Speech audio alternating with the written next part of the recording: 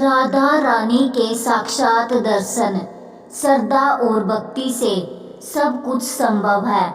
एक संत बरसाना में रहते थे और हर रोज सुबह उठकर यमुना जी में स्नान करके राधा जी के दर्शन करने जाया करते थे। यह नियम हर रोज का था। जब तक राधा रानी के दर्शन नहीं कर लेते थे तब तक जल भी ग्रहण नहीं करते थे। दर्शन करते करते तकरीबन उनकी उम्र 80 वर्ष की हो गई। आज सुबह उठकर रोज की तरह उठे और यमुना में स्नान किया और राधा रानी के दर्शन को चले गए। मंदिर के पट खुले और राधा रानी के दर्शन करने लगे। दर्शन करते करते संत के मन में भाव आया कि मुझे राधा रानी के दर्शन करते करते आज 80 वर्ष हो गए, लेकिन मैंने आज तक राधा रानी को कोई भी वस्त्र नहीं चढ़ाया। लोग राधा रानी के लिए कोई चुनरिया लाता है, कोई चूड़ी लाता है, कोई साड़ी लाता है, कोई लहंगा चुनरिया लाता है, लेकिन मैंने तो आज तक कुछ भी नहीं चढ़ाया है।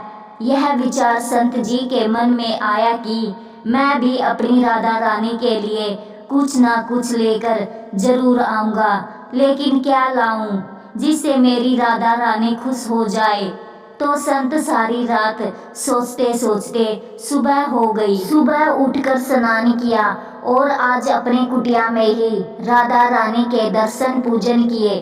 दर्शन के बाद मार्केट में जाकर सबसे सुंदर वाला लहंगा चुनरिया का कपड़ा लाए और अपनी कुटिया में आकर के अपने ही हाथों से लहंगा चुनरिया को सिला और सुंदर से सुंदर उस लहंगा चुनरिया में गोटा लगाए। जब पूरी तरह से लहंगा चुनरिया को तैयार कर लिया तो मन में सोचा कि इस लहंगा चुनरिया को अपनी राधा रानी को पहनाऊंगा तो बहुत ही सुंदर मेरी राधा रानी लगेगी। यह सोच करके आज संत जी उस लहंगा चुनरिया को लेकर राधा रानी के मंदिर को चले। मंदिर की सीढ़ियां चढ़ने लगे और अपने मन में सोच रहे हैं, आज मेरे हाथों के बनाए हुए लहंगा चुनरिया राधा रानी को पहनाऊंगा तो मेरी लाडली खूब सुंदर लगेगी। यह सोचकर जा रहे हैं। इतने में एक बरसाना की लड़की लाली आई और बाबा से कहती है, बाबा आज बहुत ही खुश हो, क्या बात है बाबा बताओ ना। तो बाबा ने कहा कि लाली आज मैं बहुत खुश हूँ। आज मैं अपने हाथों से राधा रानी के लिए लहंगा चुनरिया बनाया है। उस लाली ने कहा, बाबा मुझे भी दिखाओ ना, आपने लहंगा चुनरिया कैसी बनाई है। लहंगा चुनरिया को देखकर वो लड़की बोली, अरे बाबा राधा रानी के पास तो बहुत सारी पोशाक है, तो ये मुझे दे दो ना। तो महात्मा बोले कि बेटी तुमको मैं दूसरी बाजार से दिलवा दूंगा, ये तो मैं अपने हाथ से बनाकर राधा रानी के लिए लेकर जा रहा हूँ। लेकिन उस छोटी सी बालिका ने उस महात्मा का दुपट्टा पकड़ लिया। बाबा ये मुझे दे दो। पर संत भी जिद करने लगे कि दूसरी दिलवा दूंगा, ये नहीं दूंगा। लेकिन वो बच्ची भी इतनी तेज थी कि संत के हाथ से छुड़ा लहंगा चुनरिया को छीन कर भाग गई।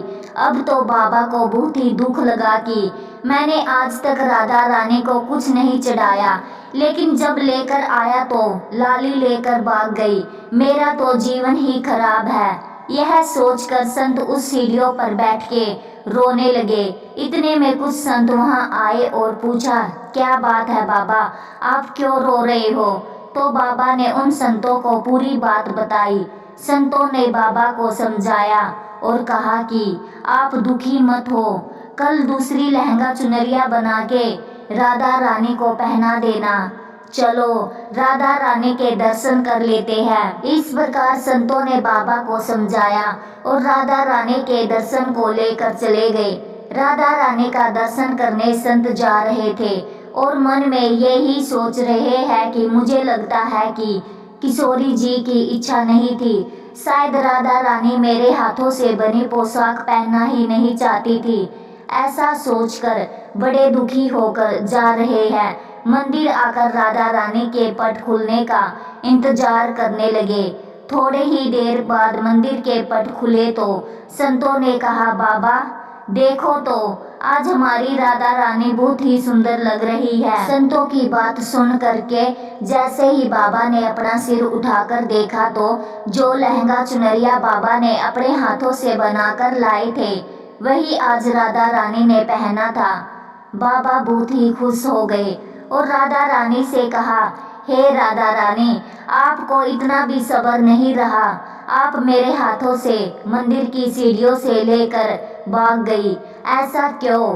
सर्वेश्वरी श्री राधा रानी ने कहा कि बाबा आपके भाव को देखकर मुझसे रहा नहीं गया और ये केवल पोशाक नहीं है, इसमें आपका प्रेम है, इसलिए तो मैं खुद ही आकर के आपसे लहंगा चुनरिया छीन कर भाग गई। इतना सुनकर के बाबा भाव विभोर हो गए और बाबा ने उसी समय किशोरी जी का धन्यवाद किया। जय श्री राधे राधे, हरि कृष्ण।